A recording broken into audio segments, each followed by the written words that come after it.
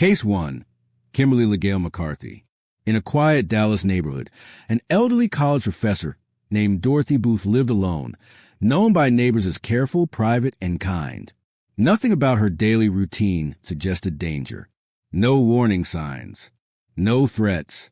Just a predictable life behind a familiar front door. Then one afternoon in 1997, that routine ended violently. A visitor arrived, someone she knew. There was no forced entry, no broken window, no sign of struggle from the outside.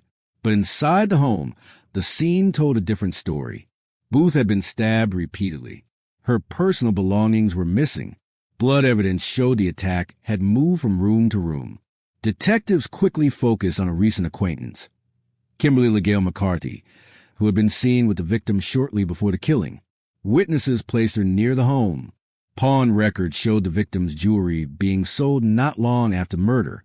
The timeline tightened. Forensic evidence connected the items directly back to the crime scene. Financial pressure and drug dependency surfaced as possible motives. Investigators believed the visit was not social, it was opportunistic. During questioning, McCarthy gave inconsistent explanations about where the property came from. Each version shifted slightly. Each detail raised more suspicion. Prosecutors argued the murder was deliberate and personal, not a random burglary gone wrong. The jury agreed. She was convicted of capital murder and sentenced to death. Appeals stretched on for years, challenging procedure, jury selection, and sentencing issues. Courts reviewed the record again and again. Each time the conviction held. On June 26, 2013, the sentence was carried out in Texas by lethal injection. Kimberly Lagayle McCarthy became one of the most recent women executed in the United States, a case that began with a familiar knock at the door and ended with a final judgment years later. Case 2, Suzanne Margaret Basso. In the mid-1990s, a quiet Houston neighborhood became the setting for one of the most disturbing abuse cases in modern American crime history. Neighbors occasionally noticed a frail man being ordered around and publicly humiliated, but few realized the level of cruelty happening behind closed doors. That man was Louis Buddy Musso, a mentally disabled individual who had been lured to Texas with promises of care, friendship, and a place to belong. Instead, he walked into a trap. Suzanne Margaret Basso presented herself as a caretaker and protector.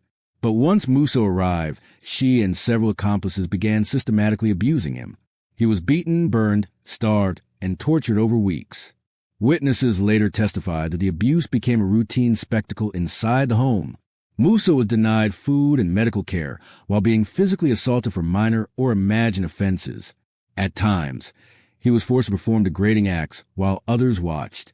By August 1998, his body could no longer withstand the trauma. He died from multiple injuries and prolonged abuse. The medical examiner described extensive wounds covering nearly every part of his body. Investigators uncovered a calculated motive. Basso had taken out multiple life insurance policies on Musso and stood to collect significant payouts after his death. During the trial, prosecutors presented evidence of manipulation, financial fraud, and prolonged torture. Testimony from co-defendants detailed Basso's leadership role and her direct participation in the abuse. In 1999, she was convicted of capital murder and sentenced to death. After years of appeals, Suzanne Margaret Basso was executed by lethal injection in Texas on February 5, 2014. Case 3, Lisa and Coleman. In a Fort Worth apartment, a 9-year-old boy named Devontae Williams lived in a home that should have been a place of safety. Instead, investigators would later describe it as a place of prolonged suffering, hidden behind closed doors, unnoticed by most who passed by. By the summer of 2004, Devontae was severely underweight, weak, and covered with signs of neglect. Authorities would later determine that he had been denied food, restrained for long periods, and physically abused. On July 26, 2004, the child was found unresponsive. Emergency responders were called, but it was too late. Suspicion quickly centered on the adults responsible for his care, including Lisa and Coleman.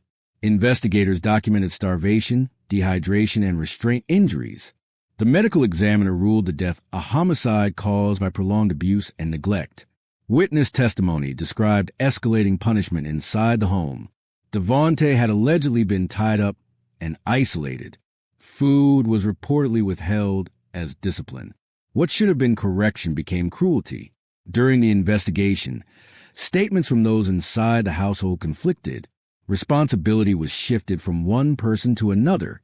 But physical evidence, combined with testimony, established a clear pattern of ongoing abuse. Prosecutors argued the suffering was not accidental and not brief. It was sustained and fatal. The jury agreed. Coleman was convicted of capital murder and sentenced to death. Years of appeals followed, raising challenges about representation and trial procedure. Courts reviewed the record multiple times. The verdict and sentence remained in place. On September 17, 2014, the sentence was carried out in Texas by lethal injection. The case remains one of the most disturbing child abuse murder convictions to result in the execution of a woman in the United States. A tragedy defined not by a single moment, but by prolonged neglect that ended a young life. Case 4. Kelly Renee Gissendaner. In suburban Georgia, Douglas and Kelly Gissendaner looked, from the outside, like a struggling but ordinary couple. Financial stress, marital problems, frequent arguments. Friends knew the relationship was volatile, but no one expected it would end in a roadside murder. On the night of February 7, 1997, Douglas Gissendaner left home and never came back.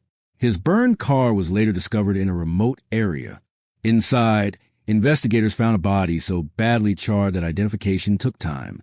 When the truth surfaced, the case shifted from a missing person search to a planned killing. Attention soon turned to his wife, Kelly Renee Gissendaner, and a man named Gregory Owen. Phone record, movements, and witness statements began lining up in ways that didn't look random. Owen eventually confessed. He admitted to stabbing Douglas to death, but said he hadn't acted alone. According to his testimony, Kelly planned it, pushed for it, and promised money and a future together in return. Investigators uncovered evidence of life insurance discussions, relationship messages, and planning conversations that painted a picture of conspiracy rather than impulse. Prosecutors argued she didn't hold a knife, but she set the murder in motion. Owen accepted a plea deal and testified in court, describing the planning in detail. His account became the backbone of the prosecution's case. The jury convicted her of malice murder. The sentence, death.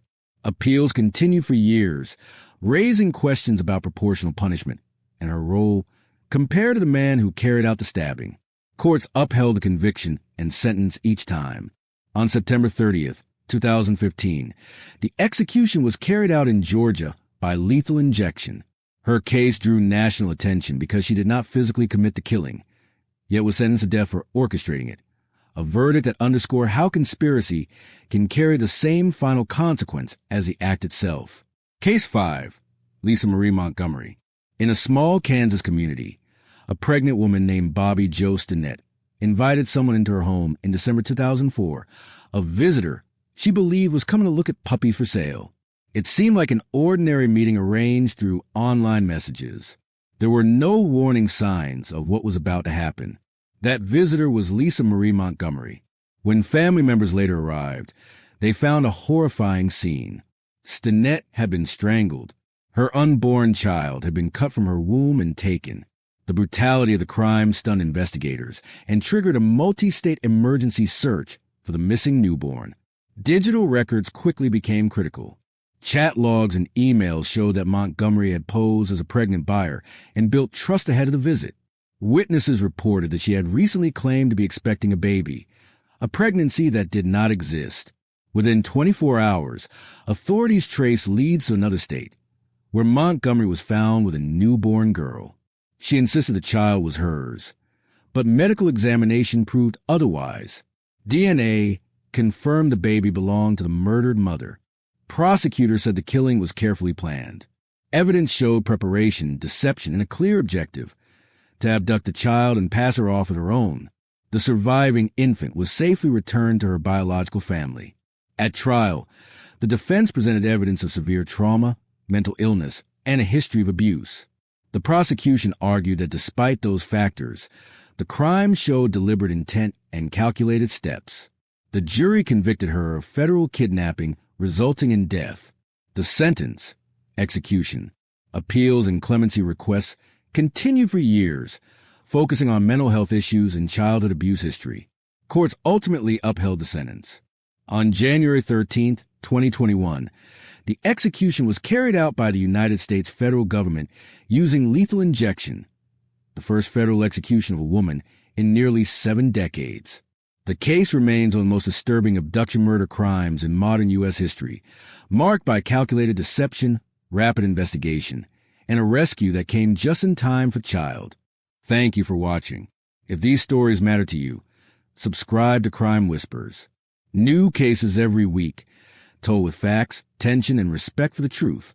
Turn on notifications so you don't miss the next case.